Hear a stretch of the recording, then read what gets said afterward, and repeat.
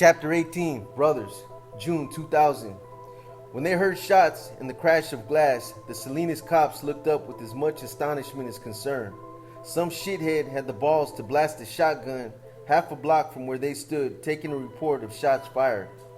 The cops didn't get a good look at the creep, but a shadowy figure ran past the house on the end of Montana Street. The corner residence was well known to the gang squad. The ranch-style home with the big pine tree in the yard was owned by Little Mondo's family. The grandmother and family matriarch had moved out, and the cops had reason to believe that shithead Little Mondo and his little buddies were posting up there.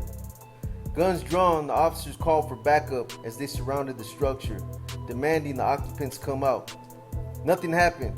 The cops called for the SWAT unit. Still, no one surrendered. The gang squad wasn't about to take crap from some knucklehead who didn't mind firing a shotgun right in front of them, but they couldn't storm the place because it wasn't clear if armed or innocent parties were inside.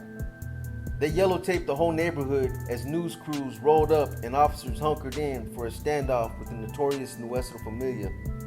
Inside, Mondo strained to catch his breath. He gulped the beer someone handed him.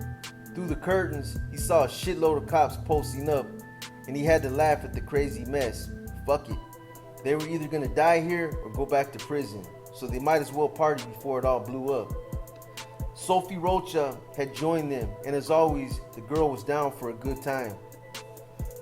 So was Mondo's old homeboy Gabe, brother of the beautiful Sarah, along with Bubba, Mondo's new boss. Plus a couple more females, one a cousin and the other a girl he'd maybe like to get with. He took his drink and sat down to enjoy the party. He had a new girlfriend now, but he was no longer interested in being faithful. After he learned that Alyssa had abandoned him for military service, he became depressed and bored, and he'd invited a cousin in Salinas to come visit him in Oklahoma City. The cousin's friend, Erica, asked to come along. Erica had written to him often when he was in YA, and she arrived in Oklahoma before the cousin did. Mondo's sole focus was on forgetting Alyssa, so he and Erica took up like old friends. Their upbringings were similar. They were niece and nephew of the NF, both products of its second generation. Right away, Mondo sensed that Erica understood him without having to say things. He felt like he could cry in front of her, except he never cried. But if he wanted to, it would have been okay. Life fell into the easy Midwestern rhythm of the prairie. They spent innocent days going to movies or walking the flat, wide streets to buy ice creams. Erica shared the first floor bedroom with Mondo's mom and sister, while he lived upstairs with his brother and cousin. Weeks passed and the two teens naturally hooked up. It wasn't long before Mondo and his new girl shared a bedroom upstairs. His mom protested, but Mondo was as big as a man now, and his will just as strong, so his mother's objections were futile. Before Christmas, he and Erica returned to Salinas. He was happy to be home. He wasn't used to the stronger beer and weed out in Cali, and he wasn't even in town 24 hours before he got all fucked up on booze and bud and ended up hot and heavy with an old homegirl in Cesar Chavez Park. They got so carried away and he was so high that they were in the middle of the sex act when the cops aimed their lights on them. He was grateful Erica never found out. While he waited in jail to learn if he violated parole, he felt bad about her. To make up for his cruelties, he proposed marriage on her next visit. She said yes. In his mind, if not his heart, he vowed to treat her better. The cops finally let him out of jail, but no one came to the parking lot to pick him up. Erica had gone back to his mom's in Oklahoma. It upset him, not because he felt alone, but because he had always had this fear that death would come to him on a day he was released from jail. He worried it would happen before he made it home to family and friends, and so he ran. He didn't have a weapon on him. It was an unusual state of being, and he hated the feeling. His path home had to wind through the open fields behind the jail, and if he ran into any squeezos, it would get bad without a gun. Only when he made it to Acosta Plaza did he start to relax and slow his pace. The block was all Norteño homeboys. From there, he jogged over to his family's house on Montana Street. It was around that time, he couldn't remember when, because he was high every day, he learned that Erica was pregnant. She returned to Salinas. To show he was serious about their engagement, he gave her his mom's wedding ring, and the romantic gesture felt good. Because Erica was a homegirl, their life together did not preclude him from gangbanging. He noticed though that many of his old homeboys were marrying and holding down jobs. No one was down for the cause anymore. There was only the hardcore NF crew, and he wasn't interested in that. Salinas suddenly felt too quiet. The excitement he'd missed all those years in YA had vanished with the seasons. Mondo returned to Oklahoma with the belief that getting away from the old battlefield might ease his transition to family life. Even there, however, he didn't stop messing with other girls. He cheated on Erica and he lied to her. One day she had enough and she told him she was leaving. Mondo didn't believe her, but she did leave. She went home to Salinas, and Mondo was surprised to discover that her absence made him feel sad. Maybe he really did love her. An uncle noticed his mood, sat him down and said, "Go and get her." Mondo took the advice. He followed her to Salinas, once more planning to do right by her.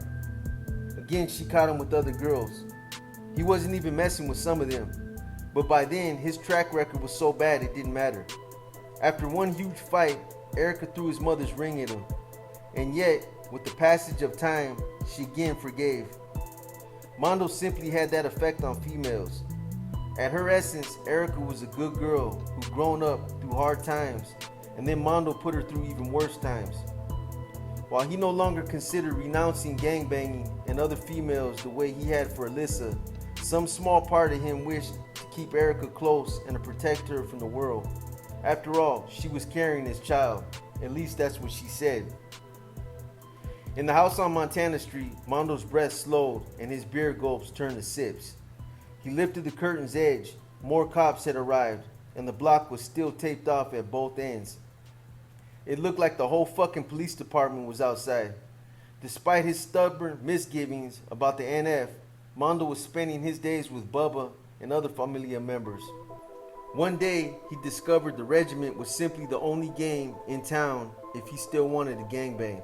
And it turned out he liked working for Bubba because the guy was into making money and having fun and didn't seem to care much about those NF politics and rules.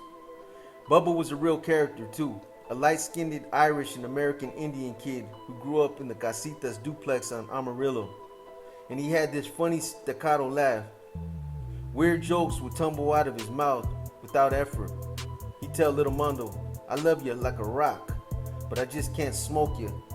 Then came that laugh, like the report of an SKS rifle. Bubba's hero and mentor was Pocky, the truest of the old schoolers, a man who kept a low profile and played it quiet and cool, the opposite of the noisy Lobo and Rico. Pocky played it so fucking cool that his status with the organization was frequently in question. After his wife, Lisa Rocha, spoke up against some ends, Pocky was greenlighted for a minute or two. But that didn't bother Bubba. He was eager to take up his mentor's once glorious mantle. Though barely in his 20s, Bubba was already a carnal. His hero Pocky didn't do drugs or drink, but Bubba was younger and lax about those rules. And that was fine with Mondo. What was the point of being a gangster if you couldn't get high and get down with the prettiest females? Mondo was done with the whole one-woman man thing. From now on, he'd get with as many females as he could, as often as he could, because life was too short and soon enough, he'd be behind the walls. Gabe handed Mondo a beer. Mondo took the can. In the back of his mind was the disappointment of knowing Gabe's sister Sarah was unavailable. Gabe was functioning in the same crew as Mondo, and therefore his sister was off limits. It was too bad because Sarah was looking finer and finer with her long curls, beautiful big eyes, and a shape and strut that made men turn around in the street. Even more impressive, the homegirl had made the community proud. She'd been hired by the county to help steer kids on probation toward more productive paths. Like Alyssa, she managed to pull out of the mix and make something better of herself. Not that it mattered. Erica was officially Mondo's fiancée now, and what he couldn't offer her in fidelity, he gave from pockets stuffed with cash. He'd take her to Northridge Mall to buy jewelry and clothes. Mondo was dressing nicer too, and nowadays He wore Tommy Hilfiger, Hugo Boss, Guess, and Anchor Blues. His bosses worked hard to school him in the gang's new ways. The crew was urged to keep a low profile, so Mondo rarely flashed colors anymore. He even wore the occasional blue shirt. Being an N was about much more than colors, he learned. The NF was moving in a sophisticated direction, becoming like a real organized crime. Now, they called it the O, short for the organization. In the few months since his return to Salinas, and the gang had been a blur of parties, booze, money, guns, and females. Mondo robbed stores and Border Brothers and smoked weed, drank, and occasionally popped ecstasy. Not the hard drugs. He looked down on junkies, but he enjoyed the lighter stuff. Booze and X and weed tamped down that edge of angry electricity